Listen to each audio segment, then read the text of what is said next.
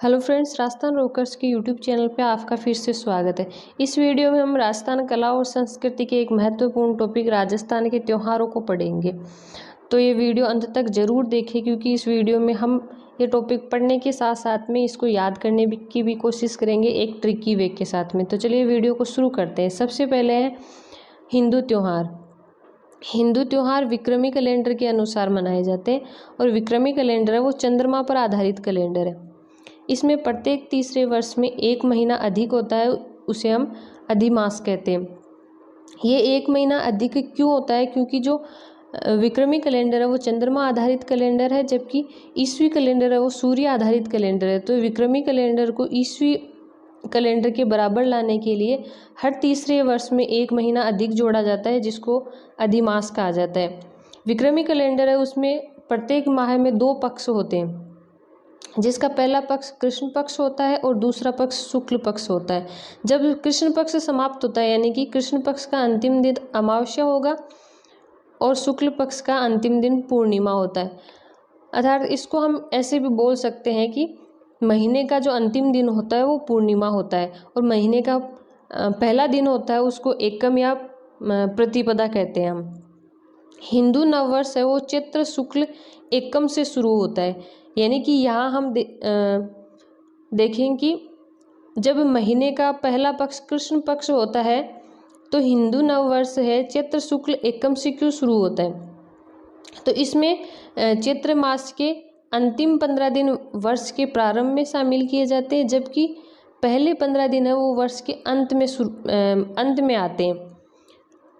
इसके बाद हम देखेंगे विक्रमी कैलेंडर के 12 महीने कौन कौन से होते हैं। तो इन त्योहारों को याद करने के लिए सबसे पहले हमें 12 महीनों के नाम याद होने ज़रूरी है। तो विक्रमी कैलेंडर या हिंदू कैलेंडर है उसका पहला महीना होता है चैत्र और अंतिम महीना होता है फाल्गुन। जिस प्रकार से जो ग्रिगोरियन कैलेंडर है उसका पहला महीना जनवरी होता है और अंतिम महीना दिसंबर होता है, उसी प्रकार से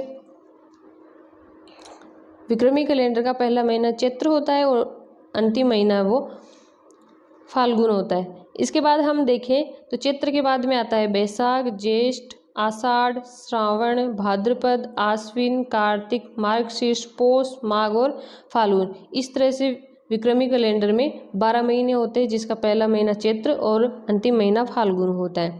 अब हम देखेंगे राजस्थान में त्योहारों के संबंध में एक कहावत चलती है, तीज त्योहारा बावड़ी ले डूबी गणगौर। इसका अर्थ यह है कि राजस्थान में त्योहारों की शुरुआत छोटी तीज यानी कि श्रावण शुक्ल तृतीया से होती है और इसका समापन चैत्र शुक्ल तृतीया, जिसको गणगौर के नाम से जानते हैं, उससे होती है। तो क्या इन बाकी महीनों में त्यौहार नहीं आते? ऐसा नहीं है। जब श्रावण शुक्ल तृतीया आती है तो उसके बाद में त्योहारों की एक श्रृंखला शुरू हो जाती है और चैत्र शुक्ल तृतीया के साथ में त्यौहार लगभग बंद हो जाते हैं। इसके बाद में 1-2 त्यौहार आते हैं, श्रृंखला के रूप में नहीं आते। तो इसलिए ये कहावत चलती है, तीज त्योहारा बावड़ी ले डूबी गणगौर।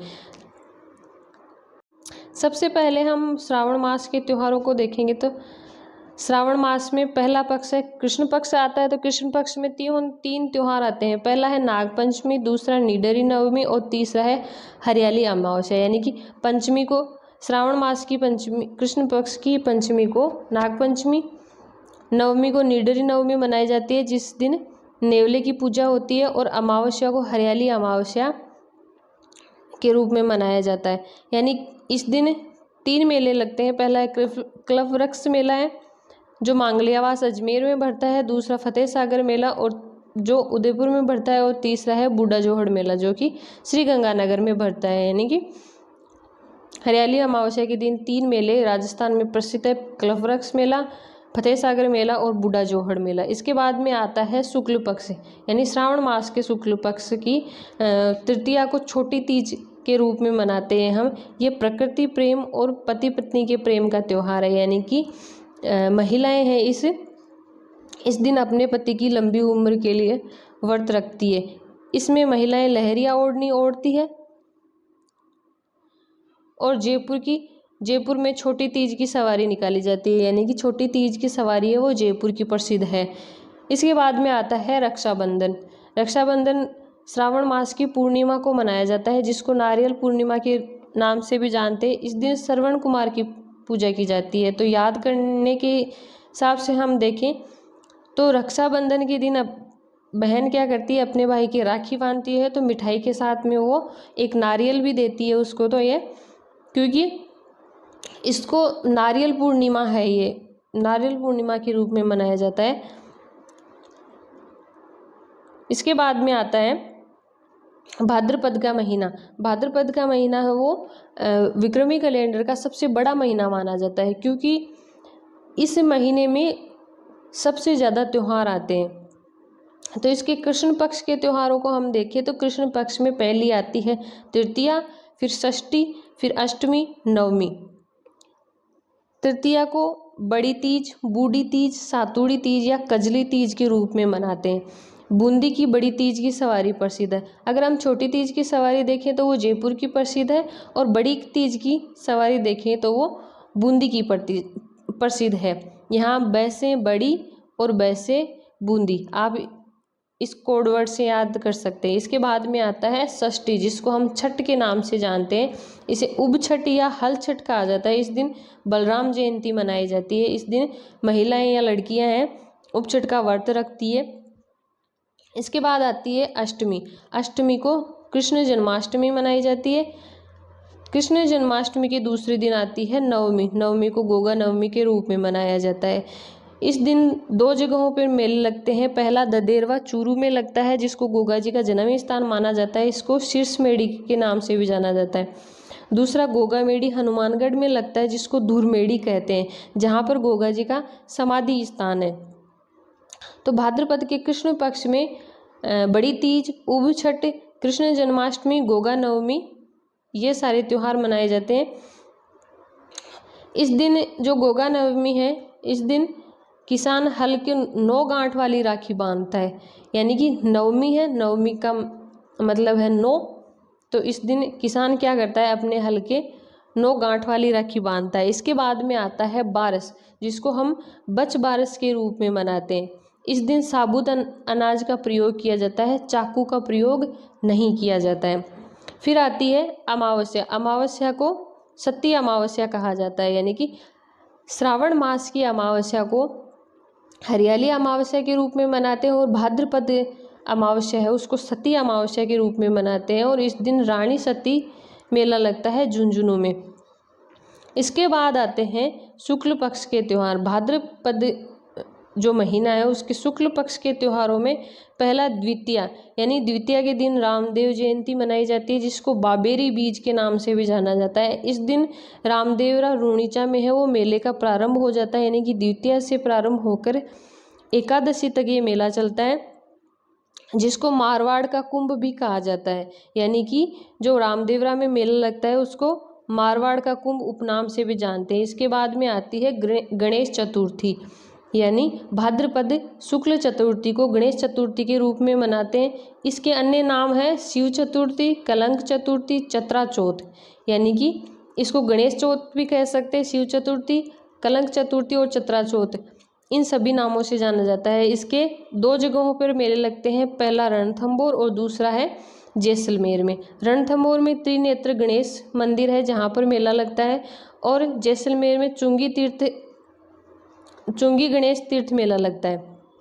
इसके बाद आती है पंचमी, यानी भाद्रपद शुक्ल पंचमी को ऋषि पंचमी के रूप में मनाया जाता है। इस दिन माहेश्वरी समाज का रक्षाबंधन होता है। माहेश्वरी समाज अपना रक्षाबंधन है वो ऋषि पंचमी के दिन मनाता है, और ऋषि पंचमी भाद्रपद शुक्ल पंचमी को आती है। इस दिन मेले भी लगते हैं। भोजन थाली मेला लगता है कामा भरतपुर में, और हरिराम जी का मेला, जो कि हरिराम जी एक लोक संत थे जिनका मेला झोरडा नागौर में लगता है। इसके बाद आती है राधाष्टमी। राधाष्टमी भाद्रपद शुक्ल अष्टमी को आती है। इस दिन निम्बार्क संप्रदाय का मेला लगता है। निम्बार्क संप्रदाय की प्रधान पीठ सलेमाबाद अजमेर है, तो ये मेला सलेमाबाद अजमेर में लगता है। फिर आता है तेजा दशमी। तेजा दशमी है वो भाद्रपद शुक्ल दशमी को आती है, यानी कि इस दिन जहाँ जहाँ तेजा जी से संबंधित स्थान है वहाँ पर तेजा जी की मेलों का आयोजन किया जाता है। यानी कि ये जो भाद्रपद महीना है ये सबसे बड़ा महीना इसलिए है क्योंकि इसमें सबसे ज़्यादा त्यौहार आते हैं और सबसे ज़्यादा इसमें मेलों का आयोजन भी किया जाता है। इसके बाद में तेजादशमी के बाद में जो एकादशी आती है उसको जल झूलनी एकादशी या देव उठनी एकादशी के नाम से जानते हैं हम। इस दिन भगवान कृष्ण को नहलाया जाता है। उसके बाद अनंत चतुर्दशी आती है, जो चतुर्दशी यानी कि जिसको हम चौदस कहते हैं, भाद्रपद शुक्ल चतुर्दशी को अनंत चतुर्दशी के रूप में मानते हैं। इसके बाद में जो पूर्णिमा आती है उससे श्राद्ध प्रारंभ हो जाते हैं। राजस्थान में एक कहावत है कि 16 श्राद्ध 9 नवरात्रा 10 दसरा और 20 दिवाली। यानी कि जो श्राद्धों का प्रारंभ है वो भाद्रपद की पूर्णिमा से हो जाता है। भाद्रपद के बाद में महीना आता है आश्विन मास। तो आश्विन मास का जो कृष्ण पक्ष है वो पूरा का पूरा श्राद्ध पक्ष के रूप में जाना जाता है, जिसमें कोई मांगलिक कार्य नहीं होते हैं, जबकि इसमें केवल सांझी की पूजा की जाती है। कहा जाता है कि ये कुंवारी लड़कियों के द्वारा इसकी पूजा की जाती है। तो सांझी क्या होती है? गोबर और मिट्टी की बनी गोल आकृति होती है जिसकी पूजा की जाती है। लेकिन नाथद्वारा में है वो गोबर और मिट्टी की आकृति या सांझी नए बनाकर केले की सांझी बनाई जाती है। यानी कि केले की सांझी कहाँ पर बनाई जाती है? तो वो नाथद्वारा में बनाई जाती है। सांझी का मंदिर है वो राजस्थान में मत्स्यनाथ मंदिर उदयपुर में, उसको सांझी का मंदिर भी कहा जाता है। इसके बाद में आता है आश्विन मास के शुक्ल पक्ष के त्यौहार। तो आश्विन मास के शुक्ल पक्ष में नवरात्रा प्रारंभ हो जाते हैं एकम से, जिनको हम शरद नवरात्रा कहा जाता है, क्योंकि इस समय जो बारिश के महीने होते हैं श्रावण और भाद्रपद, उनके जाने के बाद में शरद ऋतु प्रारंभ हो जाती है। तो आश्विन मास में जो नवरात्रे आते हैं उनको शरद नवरात्रे के रूप में माना जाता है। और इन नवरात्रों में जो अष्टमी आती है, 9 नवरात्रे होते हैं, उनमें जो अष्टमी आती है उसको दुर्गाष्टमी या होमाष्टमी के रूप में मनाते हैं। इसके बाद दशमी को विजयादशमी मनाई जाती है। इस दिन त्योहारों की और खेजड़ी की पूजा की जाती है। दशहरा है वो कोटा का दशहरा प्रसिद्ध है। इसके बाद में आती है पूर्णिमा। तो शरद ऋतु की जो पूर्णिमा है उसको शरद पूर्णिमा या रास पूर्णिमा के रूप में जानते हैं। इस दिन 2 जगहों पर महोत्सव मनाए जाते हैं, एक है जोधपुर में और दूसरा है चित्तौड़गढ़ में। जोधपुर में मारवाड़ महोत्सव का आयोजन किया जाता है और चित्तौड़गढ़ में मीरा महोत्सव का आयोजन किया जाता है। चित्तौड़गढ़ के फोर्ट में मीरा मंदिर है, इसलिए चित्तौड़गढ़ में मीरा महोत्सव का आयोजन किया जाता है। इस प्रकार से हमने श्रावण भाद्रपद और आश्विन मास के त्योहारों को देखा है। अगले वीडियो में हम अगले जो महीने उनके त्योहारों को हम देखेंगे। तो वीडियो अगर आपको पसंद आई हो तो लाइक शेयर और सब्सक्राइब करें। ऐसे ही एजुकेशनल वीडियोज़ पाने के लिए हमारे चैनल को सब्सक्राइब करें। मिलते हैं अगले वीडियो में, तब तक के लिए जय हिंद।